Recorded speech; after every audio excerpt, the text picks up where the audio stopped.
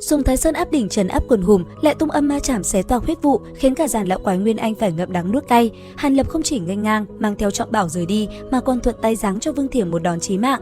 Chào mừng các bạn đã quay trở lại với review 5 phút.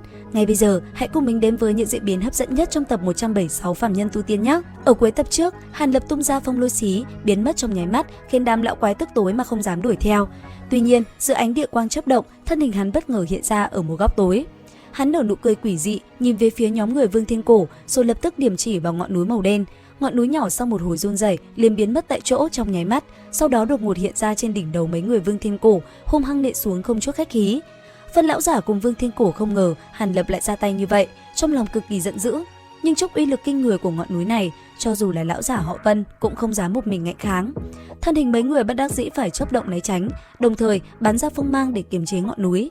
Nhờ đó, Nam Lũng Hầu rốt cuộc cũng có cơ hội ra tay. Ánh mắt lão sáng rực lên, thân hình đột nhiên hóa thành một đạo kim quang chói mắt, trực tiếp lao thẳng về phía Thái phu nhân ở đối diện.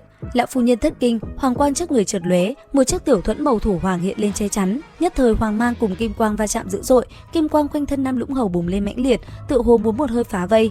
Mấy người khác thấy vậy, không suy nghĩ nhiều liền thúc giục pháp bảo công tới, hòng ngăn chặn lão ta lại. Nhưng không biết Nam Lũng Hầu thi triển bí thuật gì, kim quang trên người càng lúc càng đậm, càng lúc càng dày. Lão đồng thời xuất ra kiện cổ bảo uy lực lớn, hỗn chiến cùng đám người kia mà không hề rơi xuống hạ phong.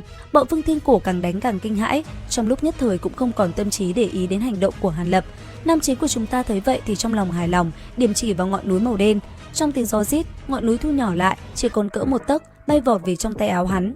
Sau đó, hắn liếc nhìn làn huyết vụ màu tím đang quay cuồng, vẻ mặt hiện lên một tia tàn nhẫn, làm mang cho mắt hắn chớp động, nhìn xuyên thấu tình hình bên trong tử vụ. Không chút chần chừ, hắn nhấc tay lên, hắc quan trên cánh tay bành trướng. Tiếp đó, một mảnh hắc hồng quang phiến từ tay bắn ra, chém thẳng vào trong huyết vụ.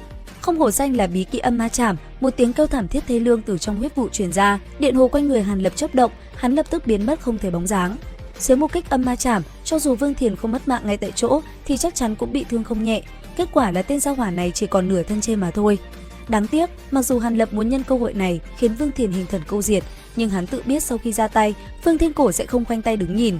Đến lúc đó, buộc phải tranh đấu cùng Vương Thiên Cổ, nguy hiểm sẽ tăng lên không ít. Dù sao đối phương cũng chỉ là một tu sĩ kết đan hậu kỳ, Hàn Lập tùy thời đều có thể tiêu diệt. Thiết nghĩ không cần thiết phải mạo hiểm lúc này, cho nên sau một kích, hắn cũng không thèm xem kết quả, liền dùng lôi độn thuật rời đi.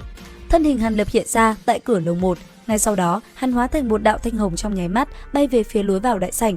Khi đang ở giữa đường, một đạo bạch quang từ góc đại sảnh bất ngờ bắn ra, chui tọt vào trong tay áo Hàn Lập. "Chủ nhân, ta..."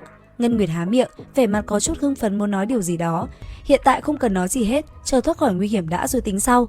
Hàn Lập bay thẳng ra khỏi đại môn, thần sắc âm trầm lập tức ngắt lời. Lúc trước, khi phá vỡ Thái Diệu thần cấm, Hàn Lập cố ý dùng linh quang chói mắt để nhiễu loạn linh giác của người khác. Sau đó, âm thầm mở ra một lỗ hổng cấm chế để đưa Ngân Nguyệt vào bên trong.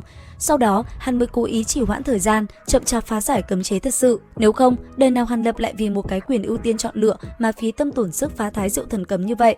Hôm nay, nhìn bộ dáng Ngân Nguyệt phấn khởi như thế, xem ra nàng đã thu hoạch không ít trong lầu các. Có được hậu thủ này cũng là một trong những nguyên nhân khiến Hàn Lập dứt khoát cự tuyệt liên thủ cùng Nam Lũng Hầu, ưu tiên để bản thân thoát khỏi hiểm cảnh trước. Ngay khoảnh khắc thân hình Hàn Lập vừa vọt ra khỏi cửa, một tiếng nổ kinh thiên động địa từ phía sau truyền tới. Hàn Lập cả kinh vội quay đầu lại nhìn, chỉ thấy ngọc ki cáp phía sau bất ngờ nổ tung, một vòng sáng màu vàng rực rỡ như mặt trời, cỡ 1 trượng hiện lên giữa đống đổ nát. Bên trong trung tâm mơ hồ có nhân ảnh chớp động, xem bộ dáng chính là Nam Lũng Hầu, tựa hồ hắn đã thi triển bí thuật gì đó cực mạnh để thoát thân. Hàn Lập trong lòng dùng mình, ngọc ki cáp không phải là lầu cát bình thường, nếu không lúc ấy hắn đã sớm xuyên thủng tường mà đi, vậy mà dưới một kích của Nam Lũng Hầu lại bị phá hủy như thế. Xem ra mấy lão quái Nguyên Anh này một khi liều mạng thì quả thật không phải chuyện đùa. Nghĩ tới đây, Hàn Lập đã độn đến gian đại sảnh, nhìn bức tường đá đang đóng kín, hắn không chút do dự phất tay, bắn ra một đạo thanh mang dài vài thước, kích vào thạch bích đối diện. Phù một tiếng, vách tường bị xuyên thủng tạo thành một lỗ hổng lớn, nhưng bạch quang lập tức chợt lóe, lỗ hổng liền biến mất như chưa từng tồn tại. Hàn Lập nhướng mày, đang định nghĩ cách khác thì thân sắc đột nhiên biến đổi, lập tức xoay người lại phía sau, động tác cực nhanh như quỷ mị. Chỉ thấy cách hắn vài trượng, Nam Lũng Hầu đã lặng lẽ đứng đó từ lúc nào, cả người hắn kim quang chói mắt, nhưng sắc mặt lại xám trắng, khí tức cực kỳ hư nhược. Hàn Lập mặt không đổi sắc nhìn ra phía sau Nam Lũng Hầu, chỉ thấy chỗ lầu các đổ nát, một cái bát vàng khổng lồ đang lơ lửng giữa không trung, phía dưới úp một lồng sáng mờ ảo, bên trong lồng hắc quang và bạch khí không ngừng va chạm, mơ hồ còn nghe tiếng sấm bạo liệt. Thấy cảnh này, trên mặt Hàn Lập hiện lên một tia kinh ngạc, Cũng không biết Nam Lũng Hầu đã sử dụng loại thần thông nghịch thiên gì mà có thể tạm thời vây khốn đám người lão giả họ Vân cùng Vương Thiên Cổ để tự mình thoát thân.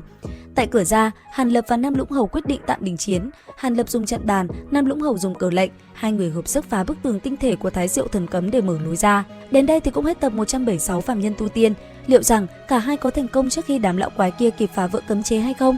Theo dõi kênh YouTube Review 5 phút để biết thêm chi tiết nhé. Bây giờ thì xin chào và hẹn gặp lại các bạn.